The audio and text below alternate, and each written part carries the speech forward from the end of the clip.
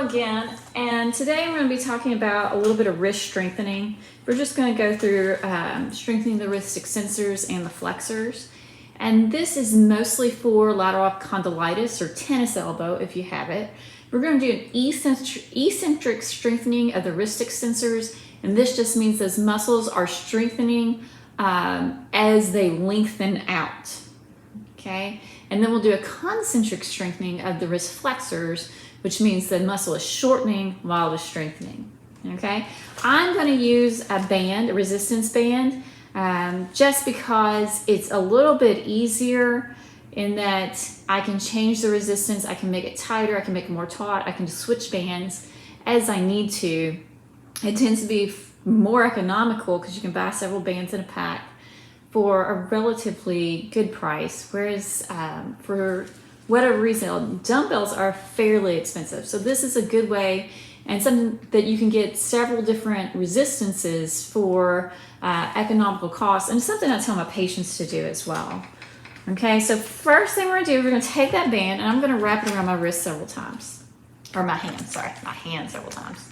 I'll wrap it around, make sure it's good around my hand.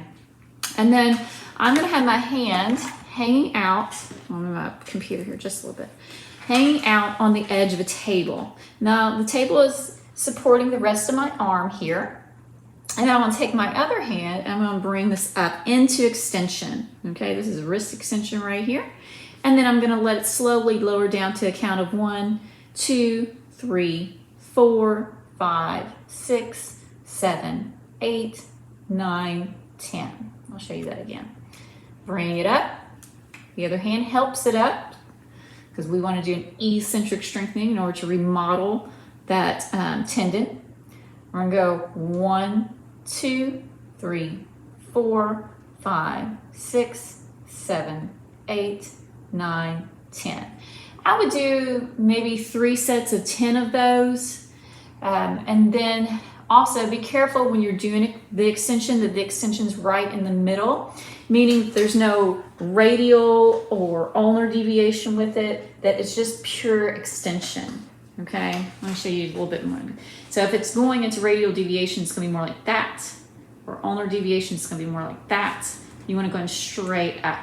Okay, and then we're going to do some flexion, but we're going to do more of a concentric flexion. I'm going to step on my band again with my foot here. Make sure it's nice and taut.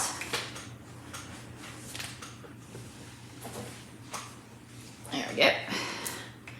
And then I'm just going to bring it up and down. I'm not going to necessarily go a super slow motion like I did with the eccentric strengthening, but I am going to go nice, steady, slow pace. You don't really ever want to do an exercise where you're going for speed because you tend to use a lot of momentum unless it's more sport specific. Okay, so up and down nice and slow. I would do about 3 sets of 15 or 3 sets of 20 of these. And once again, watch out. You don't want to add any ulnar deviation into it or radial deviation into it. You want to go straight up.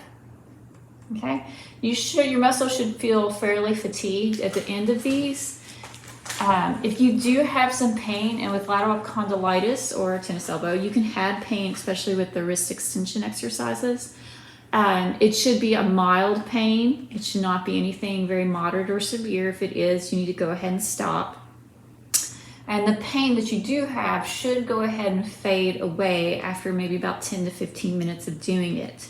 If it does not, then you either back off on the resistance, back off the repetitions. And if that doesn't work, then you probably need to go ahead and talk to your physical therapist or your physician about what's going on with your elbow. So thank you for joining me again, and I hope to see you next time.